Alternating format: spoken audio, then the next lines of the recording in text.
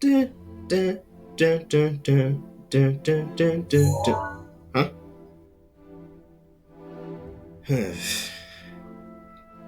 It's no surprise that Super Smash Bros. Is widely considered to be the most popular fighting game series of all time. Popular for having an ensemble cast of Nintendo characters stemming from Zelda and Pikachu to the Inklings and Min-Min, as well as having some third-party characters in the mix like Sonic the Hedgehog, Cloud for Final Fantasy, and Banjo-Kazooie. It is arguably one of the three biggest fighting game series of all time. Sorry, Mortal Kombat. But you know what happens when a game becomes popular? There's always going to be knockoff wannabes. Now, while some of them aren't inherently bad Smash clones that do live up to their qualities, others aren't so lucky. With these clones, gamers have invented a new subgenre known as platform fighters, where you not only fight your opponents, but you have to do a lot of platforming to take them out in specific ways. So why did most of these games fail to live up to being the Smash killer? And what does this all mean? Well, let's take a look at several platform fighters to see the reasoning why they all failed or succeeded.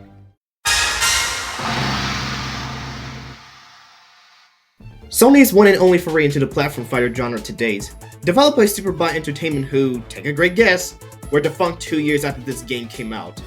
PlayStation All-Stars features characters and stages that appear from the PS1 to the PS3, and characters such as Kratos, Sackboy, and Ratchet & Clank are expected, with some unexpected characters making an appearance such as Parappa the Rapper, Sir Daniel, and Fat Princess. The stages in the game predate Smash Ultimate stage morphing, as one location from a PlayStation game will merge with another location and vice versa. There's an arcade mode where you battle against other PlayStation characters until you fight Polygon Man, a forgotten mascot from the PS1 era. He was scrapped and was overshadowed by various PlayStation mascots of their respective generational consoles, thus making his villainous return inevitable. The main gameplay plays similar to Smash Bros, but here's the catch. Rather than bashing your opponents off the platform, you have to attack your opponents and collect these blue orbs they bleed out. Once getting them, it will level up your character to perform supers, which are the only way to defeat your opponents. While placing the All-Stars seemed to be a good idea on paper, the execution was mixed. Positive reviews goes for the stages, music, the inclusion of PlayStation Easter eggs, and the gameplay, while negative reviews is mainly towards the roster and that the game came out at the wrong time. Characters that are considered legends to PlayStation gamers such as Crash Bandicoot, Spyro the Dragon, Lara Croft from Tomb Raider, Solid Snake from Metal Gear Solid, who appear in Brawl, and Cloud are widely considered to be high-profile characters that are needed for this game, since they once pioneered the PlayStation game library, but the company needs to Square Enix and Activision who almost soon turned down Superbot's request to add them in, likely due to being a newly formed game company. Questionable characters such as Big Daddy from Bioshock, Dante from the ridiculous DMC reboot, Toro from Japan's Doro Demo Isio, and Isaac Clarke from Dead Space all appear in this game in place of the intended characters that Superbot wanted but didn't get, which further hurts the game's reputation. It was also in the wrong time considering that Smash Bros. Wii U and 3DS was announced in the Wii U E3 press conference in 2012 and 2013 by the late Satoru Iwata. And 2 years afterwards, Smash 4 was released. Yikes. Whether it's because of this or not, Superbot ended up shutting doors that same year, meaning that there wouldn't be any likelihood that a second installment would be possible.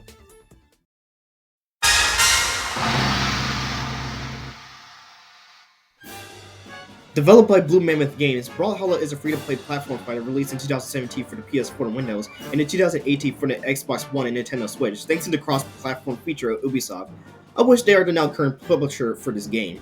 Brawlhalla, unlike other platform fighters in this list, is mostly 2D hand-drawn with the main characters and stages, similar to another fighting game, Skullgirls. The game has your basic hand-to-hand combat with a percentage meter, but to make things different from Smash Bros, the game lets you use weapons more often.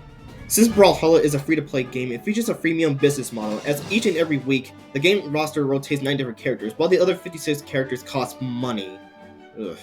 Given that the game launched with 34 characters, it would be best if they launched the game for full price, because spending a lot of money for a bunch of characters is absolutely way too much.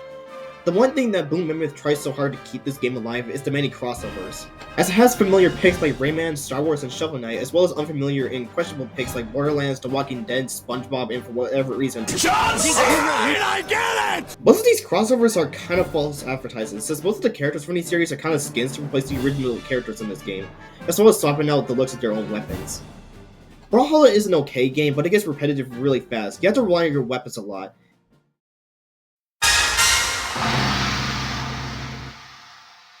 Speaking of SpongeBob, Nickelodeon's answer to Cartoon Network Punch Time Explosion has arrived in late 2021, with Nickelodeon All-Star Brawl, developed by Ludosity, who are known for their goofy platform fighter predecessor, Slap City.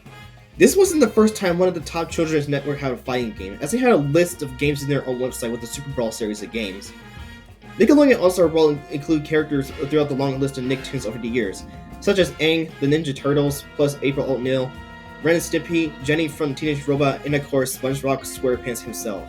The gameplay is pretty neat, as it has a sort of resemblance to the very fast-paced gameplay for Super Smash Bros. Melee. It also features an online mode, an arcade mode, and a sports mode, based on the slapball game mode type from the developer's previous fighting game /City. Despite the game looking impressive visually as well as the gameplay being functional, there are a few drawbacks, such as the lack of voice actors and the questionable DLC lineup. Well, at least in my opinion. Besides Jenny, who is a highly requested pick for this game, other characters like Nigel Thornberry and Hugh Neutron are pretty mediocre picks, likely due to the internet memes. There's nothing wrong with companies acknowledging memes, but when using a movie or a game for corporate memes, it just loses the identity of the original meme. Like, why isn't either Eliza or Jimmy Neutron in the game for DLC, or in the base roster to begin with? I'd say this is probably one of the more moderately successful Smash clones out there.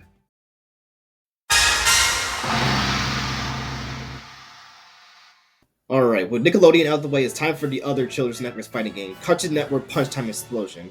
This game was my Smash Bros. Before I finally tried Smash Bros. Starting with Brawl. Released in 2011, the game features characters that mostly came from, in my eyes, the golden era of Cartoon Network, even though it came out around the time when the network was in its first steps with the Silver Era, with shows like Adventure Time, Gumball, and the regular show taking over. As a kid, this game has a great list of characters I grew up with, such as the Powerpuff Girls, which are my top picks by the way, Ben 10, Chowder, Number 1, and Father from the Kids Next Door, Dexter, Maca Blue from Foster's Home, Billy and Mandy from the Grim Adventures, and Flapjack. Punch Time Explosion also introduced me to characters for TV shows I've never even heard of, such as Captain Planet, Johnny Bravo, and my most prominent introduction, Jack and Aku from Samurai Jack. Unlike the other games in this list, it actually features a full-blown story mode with cutscenes, which is basically just Cartoon Network's own version of the Subspace Emissary, with the game being narrated by Space Ghost, who was voiced by the late George Lowe, who passed away on March 2nd of this year. The gameplay is a mixed bag, as oftentimes it can get a little buggy and clunky, but you can get used to it over time depending on how you feel about it. Besides an arcade mode, you can acquire points to buy your own costumes and short clips of the various series of this game, which I think is impressive, considering that it shares some similarities to the masterpieces from Smash. Another thing to note about Punch Time Explosion is that it's one of the two games of the platform fights to predate Smash for 3DS and Wii U, since it was originally on a 3DS handheld until it got an HD console port for better graphics and gameplay adjustments. With PlayStation All-Stars having a similar tactic and having the game come out in PlayStation 3 and the Vita, and vice versa, considering that the PS3 version is the most important version of the game, with the Vita version being second-hand. Alrighty, let's move on to another game I think some of y'all are really familiar with.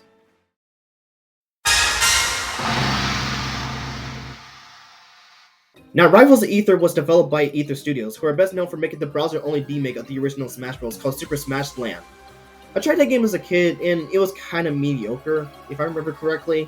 Two of my friends, Pearl and Piffle, introduced me to this game, and I actually had a good time playing it. The gameplay is well balanced, even if it can be off-putting after one snapping hit.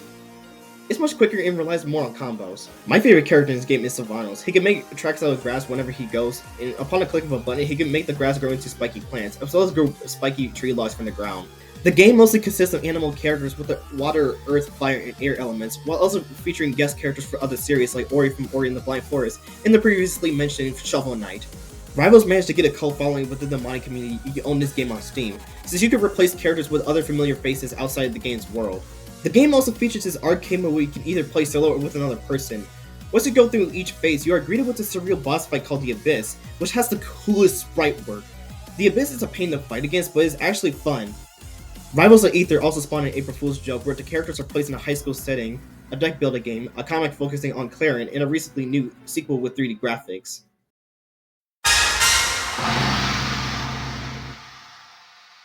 I honestly don't really have much to say about Brawlout, but I'll try my best to explain it. Brawlout is a game that mostly consists of animal characters, similar to Rivals, but this game came out after Rivals, and that game already has some characters that are iconic in their own right and has some appeal. Whereas the characters in Brawlout has little to no appeal, it looks like something out of a browser game like Animal Jam or something. What's with these games having Brawl in the title? Like, what the hell? The developers of this game, Angry Mob, trying to make up for this by having guest characters from other series, such as the Hyper Light Drifter, one from Guacamelee, and Ukulele. The gameplay is fine. Nothing to write home about, it's just okay at best.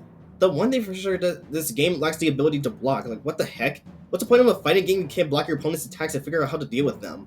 You could say they made an Angry Mob out of that one. And for some odd reason, this game actually won an award for Original Fighting Game at the National Academy of Video Game Trade Reviews Awards. Ugh, wow, that is a mouthful. But even then, the game sold 50,000 copies that it came out around the time when Smash pre-release was largely loud.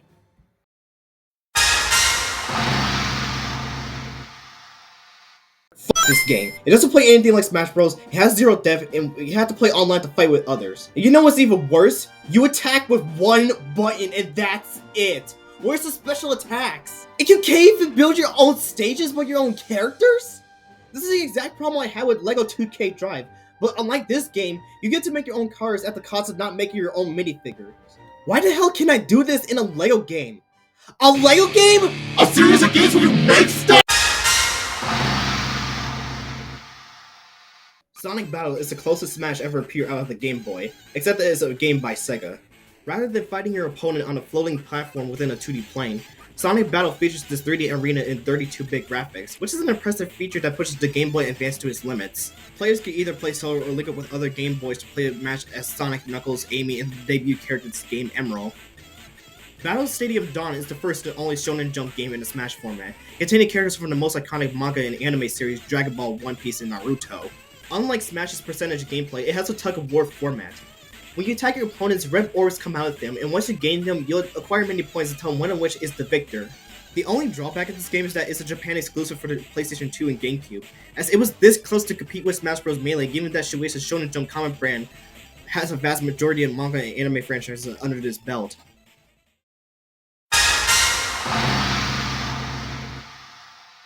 Save the worst for last. Warner Bros. Is no stranger to video games, so there's the publishers behind the Arcanine games and the majority of the LEGO games. They never shied away from having their IPs cross over more often, given that they had the rights of Cartoon Network, DC Comics, and strangely enough, Rooster Teeth.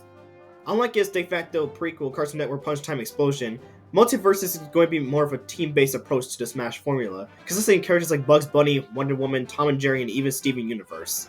And just like Nickelodeon, they had to add a meme character just for the sake of it. Like, why is it that hard to not include meme characters like Shaggy? And what's the point of the Scooby-Doo characters in the game to begin with? Announced in 2021, the game was released through a free-to-play early access in 2022, which garnered some fair praise for its decent gameplay and roster. Even though it was as far as to release some characters to promote a particular series or movie.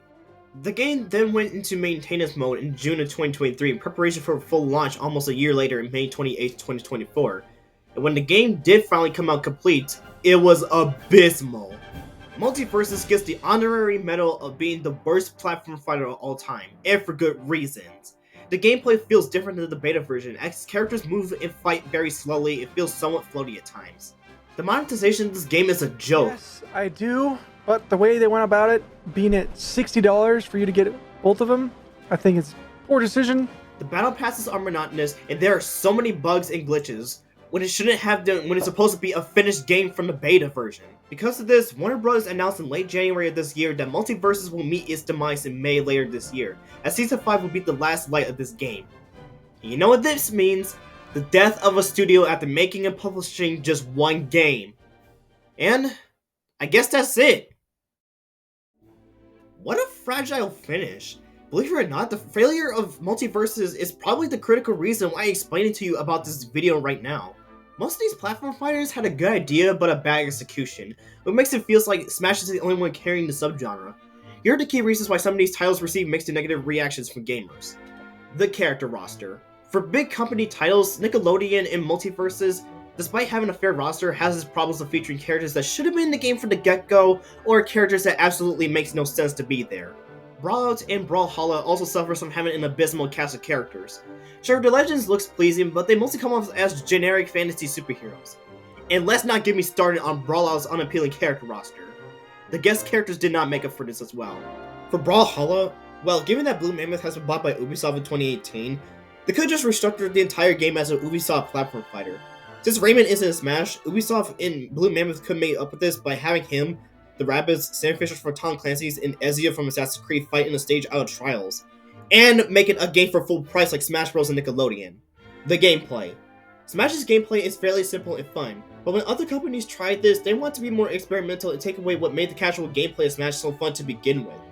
A team-based fighter isn't a bad idea, but why make everyone slow as hell?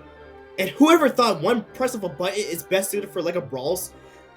I hope to go to a mental hospital for that. Brand recognition. It's extremely easy to come up with characters that people should get familiar with right off the bat, but you make them less appealing design-wise and personality-wise, you want to get a community out of it. That's why Rivals of Aether executes its character design pretty well in some ways, as opposed to Brawlout with the characters having weak appeal. Okay, let's get right to the final section of this video, which I think is really important.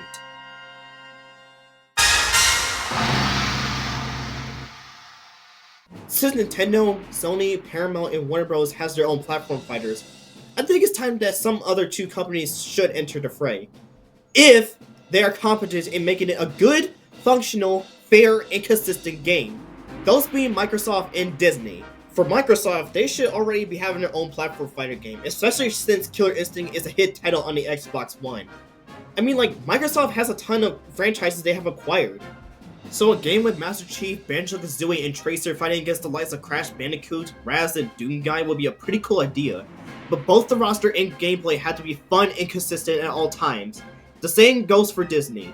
In Disney Infinity 3.0, they have a mode called Marvel Battlegrounds solely for the Marvel characters, and it could work so well considering that Mickey Mouse has fought like a fighter more than once. Mickey Mouse, Mulan, Thor, and Obi-Wan Kenobi against Oswald, Rapunzel, Thanos, and Kylo Ren is like a kid's dream come true in the format of Smash Bros. But only if it's not free to play and is a finished game with fun moments to make out of. But until then, inmates, it's time to wrap things up. If you haven't already, make sure to like and subscribe, keep the notifications on, and share it with your friends. This is Black Hat signing out, and have a tremendous Thursday.